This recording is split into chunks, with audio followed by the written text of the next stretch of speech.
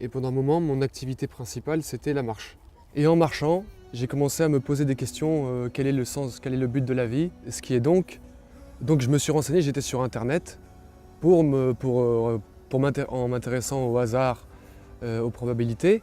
Quand on le lit, c'est comme si c'est Allah subhanahu wa ta'ala qui te parle, c'est très émouvant. Pour moi, quand j'ai entendu parler de ça, l'éveil que j'ai eu quand je suis tombé sur la série, c'est vraiment, je suis tombé sur un trésor. Pourquoi j'y ai pas pensé avant? C'est plus qu'un trésor, c'est quelque chose, le but de la vie.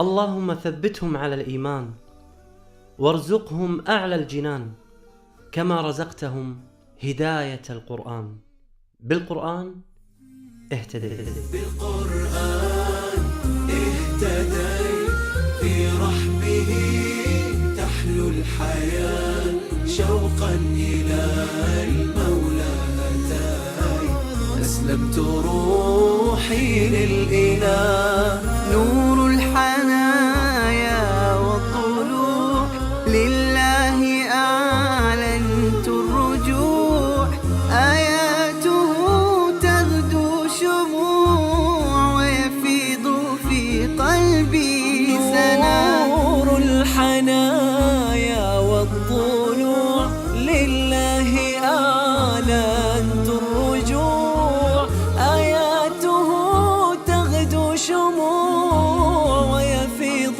في قلبي سنا.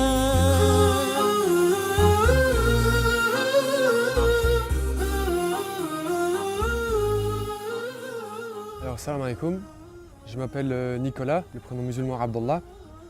Jusqu'à mes 13 ans, j'ai envie de dire jusqu'à mes 13-14 ans, j'ai vécu une vie assez banale, un petit peu comme tout le monde. Aller à l'école. Jusqu'à l'âge de mes 13-14 ans, j'ai commencé à dévier, à être démotivé. من شاب عادي غربي في فرنسا إلى مدمن خمر ثم أدمن المخدرات حتى انتهى به الأمر إلى الإسلام وذلك بسبب الصدفة. Donc voilà, donc à mes 13-14 ans, comme j'étais démotivé, j'ai quitté l'école, j'ai arrêté l'école. J'avais un mauvais comportement avec mes parents.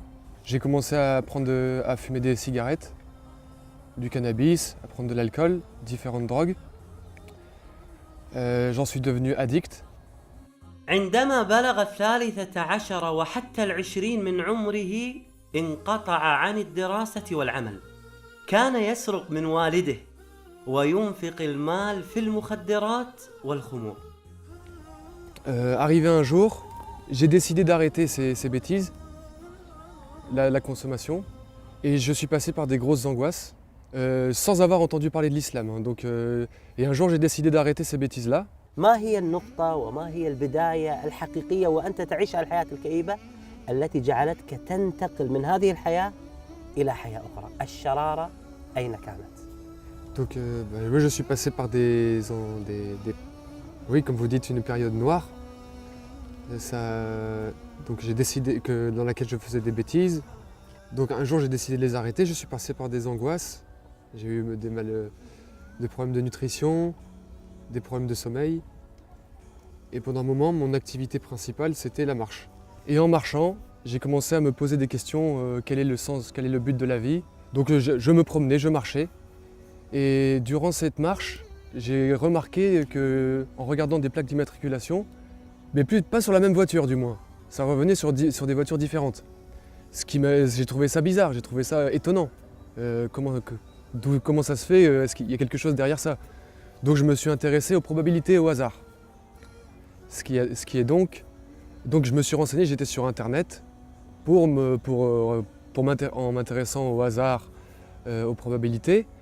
وعندما بحث في الإنترنت عن الصدفة والاحتمالات ظهرت له مجموعة من الحلقات العلمية التي تتكلم عن القرآن وأنه يقول أن هذا الكون لم يخلق صدفة. Il disait qu'on n'était pas là par hasard, que le but de notre vie c'était d'adorer Allah subhanahu wa ta'ala, que les signes, tous les signes qu'on voit autour de nous, que ce soit le soleil, la lune, les étoiles, dans nous-mêmes, il y a des signes pour des gens doués d'intelligence.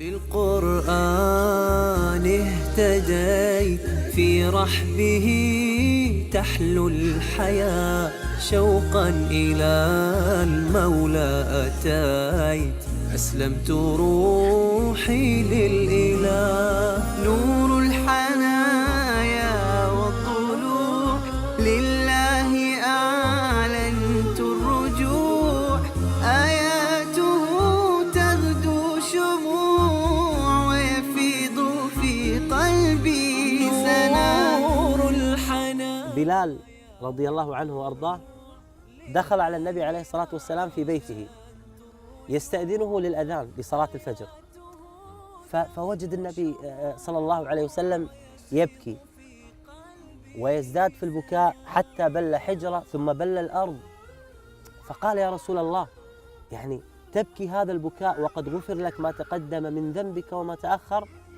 قال يا بلال أفلا أكون عبدا شكورا؟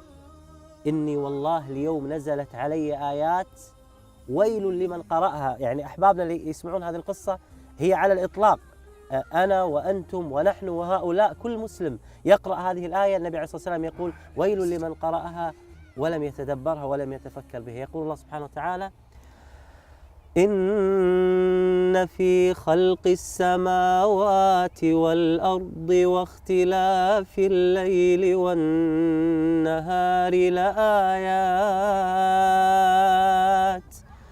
لآيات لأولي الألباب الذين يذكرون الله قياما وقعودا وعلى جنوبهم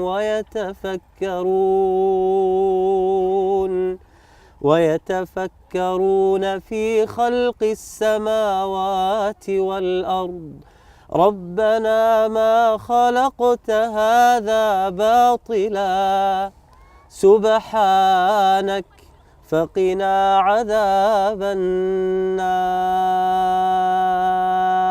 هذه الآية التي قال عنها النبي صلى الله عليه وآله وسلم ويل لمن قرأها ولم يتدبرها.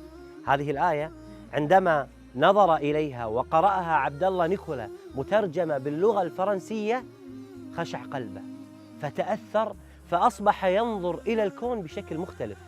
الأشجار مختلفة والأنهار مختلفة والسماء مختلفة والشمس مختلفة.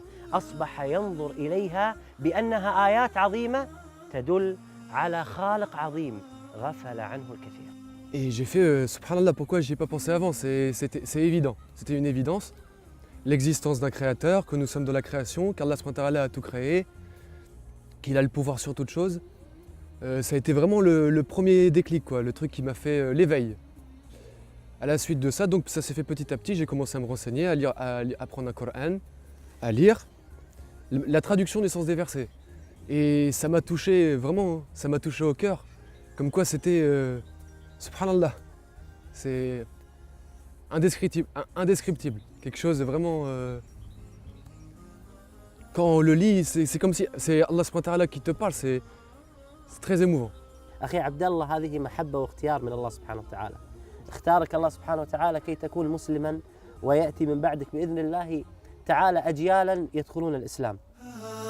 بهداية من فضل ربي جمال وقلبي يخضر إحساسي ودربي وملامحي حين اهتديت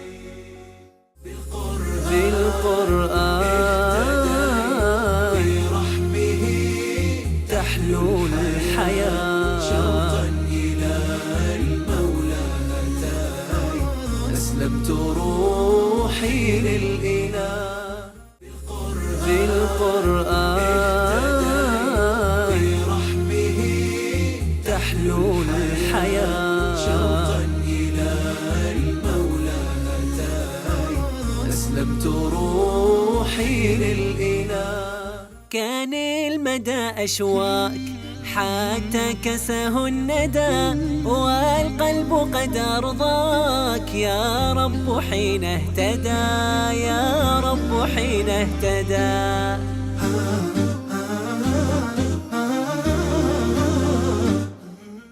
globalement, c'est les signes qui m'ont amené au Coran.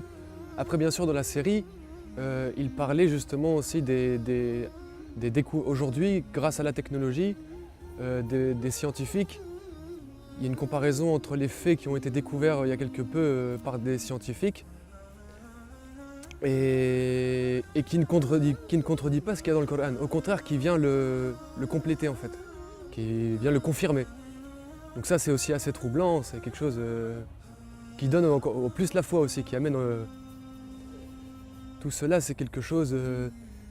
comme je dis, moi je ne sais pas assez d'éloquence pour mettre des mots là-dessus, mais pour mon cœur, c'est une lumière. C'est vraiment, d'ailleurs ils le mettent dedans, c'est une lumière qui est descendue. من رحمة الله سبحانه وتعالى علينا بأنه إذا أراد الهداية لشخص يضع له علامات. هذه العلامات ممكن أن تكون علامات غير مؤلمة مثل أخونا عبد الله نيكولا، أو تكون هناك علامات مؤلمة مثل حادث سير، مرض، وفاة شخص عزيز عليك وعلينا. هذه العلامات تكون مؤلمة كي ترجع إلى الله سبحانه وتعالى، فلا ننتظر هذه العلامات المؤلمة كي نرجع إلى الله سبحانه وتعالى، بل ننظر إلى الكون الذي يدلل على وحدانية الله سبحانه وتعالى. J'étais heureux, j'étais content, très, très content. Pour moi, quand j'ai découvert, quand j'ai entendu parler de ça, l'éveil que j'ai eu quand je suis tombé sur la série, c'est vraiment, je suis tombé sur un trésor. Pourquoi j'y ai pas pensé avant? C'est plus qu'un trésor, c'est quelque chose, le but de la vie. Donc, après, la conversion, c'est des gestes. Ce qui se passe, c'est dans le cœur. Après les actes d'adoration, la mosquée et tout, ça c'est des actes de foi pour dire voilà, tu as la foi, tu veux prouver à Allah subhanahu wa ta'ala que tu as la foi. وبعد أن وقع في قلبه حب الإسلام قرر أن ينطق بالشهادة لوحده لأنه خجول ولا يحب الوقوف في المسجد أمام الجميع. T'es à la mosquée. Au début, ça n'a pas été facile. Au contraire, j'ai eu justement comme on dit aujourd'hui, des waswas, hein, comme on dit des waswas. Comme quoi, tu n'es pas un arabe, pourquoi tu vas à la mosquée, c'est pas ta religion, tous des trucs comme ça. Et les gens, qu'est-ce qu'ils vont dire de toi? Moi, j'ai commencé à apprendre la prière en français à la maison, chez moi. J'allais pas tout de suite à la mosquée, je priais même en traduction approximative en français. Je faisais tout seul. Je n'avais pas beaucoup de connaissances sur la religion.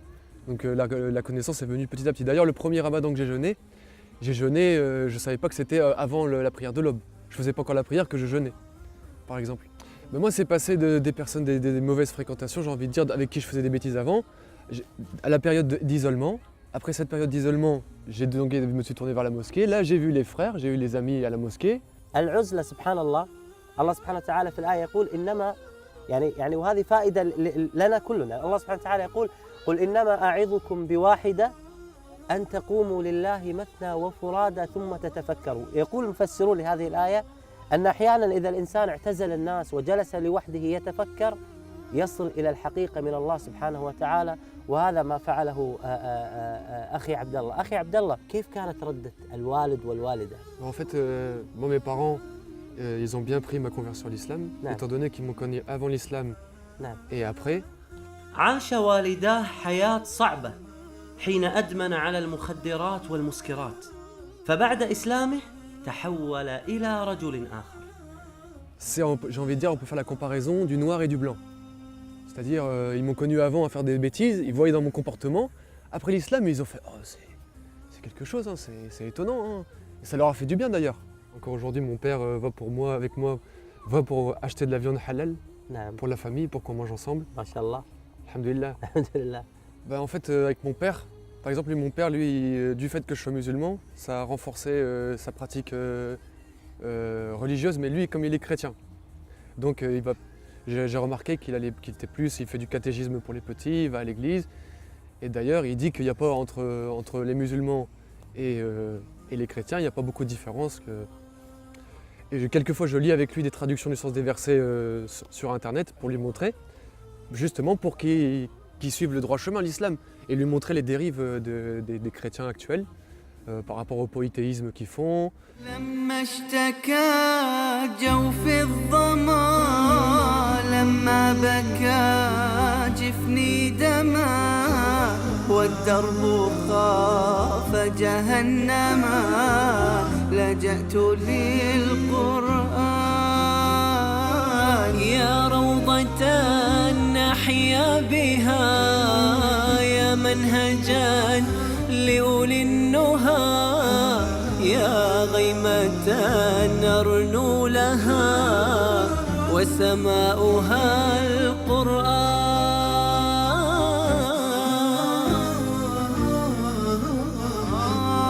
عم الظلام فؤاديها، بات الليالي قاسية، ما عدت أدري ما الضياء إلا مع القرآن.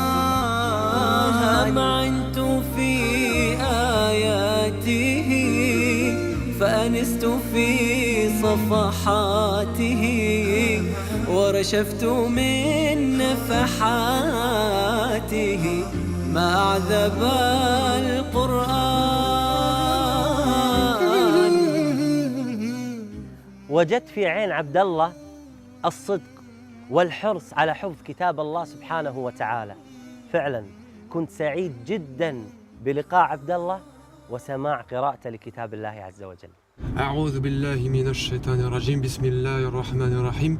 عما يتساءلون عن النبأ العظيم الذي هم فيه مختلفون، كلا سيعلمون ثم كلا سيعلمون، ألم نجعل للأرض مهادا والجبال أوتادا وخلقناكم أزواجا وجعلنا نومكم سباتا وجعلنا الليل لباسا وجعلنا النهار معاشا.